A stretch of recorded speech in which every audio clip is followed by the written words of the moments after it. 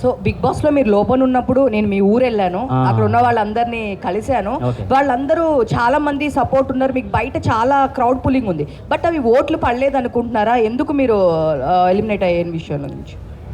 ఎందుకు ఎలిమినేట్ అయ్యాను అనేది అది మనకు చెప్పలేమండి. ఎందుకంటే అది ఎప్పుడు ఎలా జరిగిద్దో మేము హౌస్లో ఉన్న వాళ్ళం కూడా ఎవరు విన్ అవుతారు, ఎవరు ఎలిమినేట్ అవుతారు అనేది మాకు అస్సలు కొంచెం కూడా మా ఇమాజినేషన్ కూడా. ఎందుకంటే నాకు సార్ వచ్చి ప్రతి వీక్ ఒక్కళ్ళనే పొగిడితే వీళ్ళు ఒక్కళ్ళనే పొగుడుతున్నారు, వీళ్ళే విన్నర్ అవ్వచ్చేమో అనే ఒక ఉంటుంది మాకు. కానీ వచ్చిన ప్రతి ఒక్కరిని పొగుడుతారు, వచ్చిన ప్రతి ఒక్కరిని తిడతారు. ఆ 14 మందిలో ఉన్న ప్రతి ఒక్కరిని పొగుడుతారు, ప్రతి ఒక్కరు తప్పులు చెప్తారు, అవి సరిదేసుకుంటా పోవటం తప్ప వీళ్ళు ఫస్ట్లో ఉన్నారు, వీళ్ళు సెకండ్లో ఉన్నారు, అవి మాకు అసలు తెలియదు. అండ్ ఓట్స్ పరంగా వస్తే నాకు తెలిసి అంటే నా కామెడీని ఎక్కువగా అంటే సిటీలో బాగా ఎంజాయ్ చేసిన, ఊర్లలో మా అమ్మ ఏజ్ వాళ్ళు లేదా నేను వెళ్ళినా కూడా ఏదన్నా ఈవెంట్స్కి కానీ వాటికి వెళ్ళినా కూడా మా అమ్మ మీకు పెద్ద ఫ్యాన్, మా డాడీ మీకు పెద్ద ఫ్యాన్, మా వైఫ్ మీకు పెద్ద ఫ్యాన్ అలా చెప్తూ ఉంటారు. సో వాళ్ళకి నాకు తెలిసి హాట్స్టార్లోకి వెళ్ళి ఓట్లు వేయటం ఇవి కొంచెం కష్టమే. అంటే మనం అలవాటు చేస్తుంటే మేబీ చేసేవాళ్ళేమో, కానీ నేను నామినేషన్లోకి రాకపోవటం, వాళ్ళకి అలవాటు చేయకపోవటం ఇది ఒక మిస్టేక్ అయ్యి ఉండొచ్చు అని నేను అనుకుంటున్నాను. అంతే. సో సంజనా గారికి మీ మధ్య ఓట్లు వేసేవాళ్ళంట, ఏమంటారు? మీ తర్వాత సంజనా గారికే ఎక్కువ ఓట్లు వేసేవాళ్ళు. నేను అదే కోరుకునేవాడిని. నేను ఎటు నామినేషన్లోకి రావట్లేదు. మా అమ్మ అన్న మా అంటే కొంచెం మరీ 100% నాకున్న పెద్ద కోట్లాది మంది అని చెప్పను, కానీ నా సైడ్ నుంచి వేసే 100 మంది అయినా మా అమ్మకి వేయాలని నేను కోరుకుంటాను. నేను అదే హ్యాపీగా ఫీల్ అవుతాను. సో మా అమ్మగారు కూడా సంజనా గారికి వేసేవాళ్ళు అంట, నాకు చెప్పారు. ఎందుకంటే నువ్వు లేనప్పుడు మాకు కన్ఫామ్గా సంజనా గారే హౌస్లో ఉండాలి అని అనుకునేవాడిని అని చెప్పేసి మా అమ్మ, మా నాన్న అందరూ, మా ఫ్రెండ్ సర్కిల్ మొత్తం మేము సంజనా గారికే సపోర్ట్ చేసామని చెప్పారు. నాకు అది చాలా హ్యాపీ అనిపించింది. బికాస్ నేను కూడా టాప్ 5 నేను వెళ్ళినా ఆమె యాజ్ కాంపిటేటర్గా చూసినా కూడా ఆమె నాతో పాటు నా పక్కనే ఉండాలి టాప్ 5 వరకు అని చేపట్టుకొని ఇద్దరం జర్నీ చేసాం. ఈ బిగ్ బాస్ జర్నీ మొత్తం ఎక్కడ ఇంత మిస్అండర్స్టాండింగ్స్ కూడా రాకుండా, ఒకవేళ వచ్చినా వాటిని నైట్కి నైట్ సార్ట్అవుట్ చేసుకొని అలా కాదు బిడ్డ, ఇలా కాదు బిడ్డ అలా అని నన్ను చెప్పి నిజంగా నేను అంటే నన్ను కన్నా కూడా అంత మెచ్యూరిటీగా ఆలోచించేవాళ్ళు కాదు నాకు తెలియదు, కానీ ఒక సొంత కొడుకులా చూసుకున్నారు. అన్ని వారాలు ఎమోషనల్గా చాలా బాండ్ క్రియేట్ అయింది. సో అది చాలా హ్యాపీ. మీ ఇద్దరం టాప్ 5లో ఉండాలి అని పక్కా అనుకున్నాం. ఫస్ట్ వీక్ వెళ్ళినప్పుడు ఉన్నాం. అది నాకు చాలా హ్యాపీ అనిపించింది. Emmanuel, praise the lord. Praise the lord. నిజంగా బిగ్ బాస్కి వెళ్ళిన తర్వాత అంటే దేవుని మర్చిపోయి ప్రేయర్ చేయడం మర్చిపోతారేమో అనుకున్నాము. అంటే దేవునికి దగ్గరగా ఉన్నారు. ఎలా బయటికి వచ్చినాక మిమ్మల్ని ఎలా రిసీవ్ చేసుకున్నారు?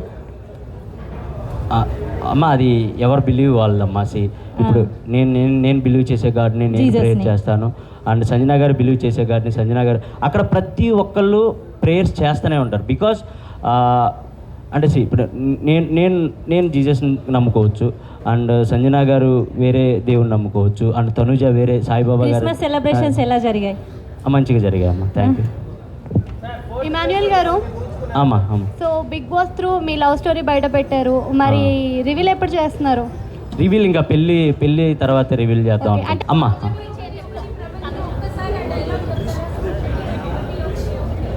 ప్రభంజనమా వెళ్ళేలోపు చెప్తానమ్మా. ఇప్పుడే అరిచేసాను అనుకో, వాయిస్ పోయింది అనుకో, మళ్ళీ సంజనా గారిలా చేయాలి నేను. సో అందుకోసం అమ్మా, మీరు విన్నర్ అవ్వకపోవడానికి కారణం మెయిన్గా నామినేషన్స్లోకి రాలేదనేసి అంటున్నారు. సో దానికి మీరేం చెప్తారేంటి?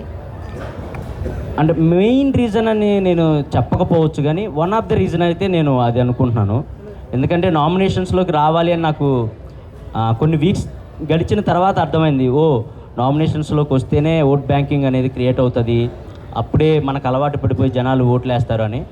బట్ నేను ఎప్పుడు నన్ను నామినేట్ చేస్తారని భయపడేవాడిని కాదు, కానీ వేరే వాళ్ళని నామినేట్ చేయాలంటే చిన్న బాధ వేసేది. ఎందుకంటే వాళ్ళతో కలిసే కామెడీ చేసేవాడిని, వాళ్ళతో కలిసే వంటలు ఉండేవాడిని, వాళ్ళతో కలిసే ఫన్ క్రియేట్ చేసేవాడిని. అలా ఉండి ఒక్కసారిగా వీకెండ్ రాగానే వాళ్ళని మీరు ఇది చేశారు, మీరు ఈ తప్పు చేశారు అని వాళ్ళని ఏలైతే చూపించాలంటే నాకు ఎక్కడో చిన్న మొహమాటం ఉండేది, అండ్ చిన్న భయం బాధ అనిపించేది. అండ్ నేను పక్కవారిలో తొందరగా తప్పులు ఎతికే క్యారెక్టర్ కాదు నాది. నేను గేమ్ చూసుకోలేదు, వచ్చిన తర్వాత అంత టైం లేదు, ఎపిసోడ్స్ ఏం చూడలేదు. ఫ్యామిలీ వీక్ తర్వాత నా గేమ్ ఎక్కడ చేంజ్ అయిందో నాకు అర్థం. అంటే నేను ఎక్కడ చేంజ్ చేయలేదు. నేను ఫస్ట్ వీక్ నుంచి ఎలా ఉన్నానో ఫ్యామిలీ వీక్ తర్వాత కూడా అలాగే ఉన్నాను. కాకపోతే మా అమ్మ వచ్చి ఒక మాట అంది, నువ్వు హీరోలా బయటికి రావాలి అని అంది. అంటే ఎవరైనా అదే కోరుకుంటారు, గెలవాలనే కోరుకుంటారు. సో గెలవటానికి ఏం చేయాలి, గెలవాలంటే గేమ్లో ఎక్కువసేపు ఉండాలి, మనల్ని మనం కాపాడుకోవాలి, అదే చేసుకుంటూ వచ్చాను. నేను ఎక్కడ తగ్గించలేదు నా గేమ్ కానీ నా ఫన్ కానీ. ఒకవేళ చూసుకుంటే 15th వీక్లో కూడా నేను స్కిట్లు చేసిన రోజులు ఉన్నాయి. బేసిక్గా 15th వీక్లో అందరూ రిలాక్స్ అయిపోతారు, అమ్మాయ అని నడువాలు చేసి ఇంక మనం టాప్ 5కి వచ్చేసాంగా అనుకుంటారు. కానీ నేను 15th వీక్లో కూడా రోజుకో స్కిట్ చేసేవాడిని మిమ్మల్ని ఎంటర్టైన్ చేయడానికి. సో నా గేమ్ అయితే మార్చుకోలేదు కానీ బట్